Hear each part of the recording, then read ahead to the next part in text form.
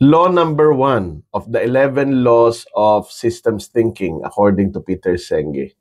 Today's problems come from yesterday's solutions. Maraming example niyan sa paligid natin.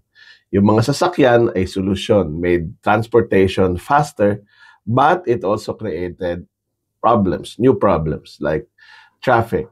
Yung mga plastic bottle made safe drinking water portable.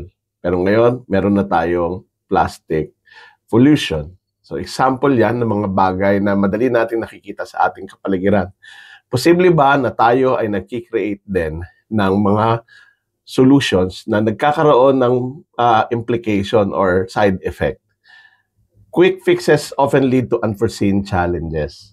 Addressing issues without tackling their root causes may create new, more complex problems. Example, sa kumpanya, if you promote employees too quickly to fill leadership gaps, it might lead to underqualified managers struggling to handle their roles.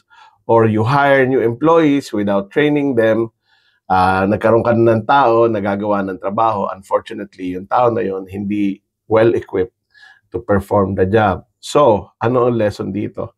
Consider long-term impacts when implementing solutions.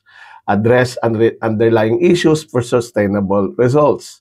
Para maiwasan natin yung side effect ng mga solution na hindi masyadong pinag-isipan, engage your stakeholders in conversations because you might be creating a solution for your unit to make work faster and easier, but somewhere down the line, you're creating new problems for people in other departments. So that's the first law.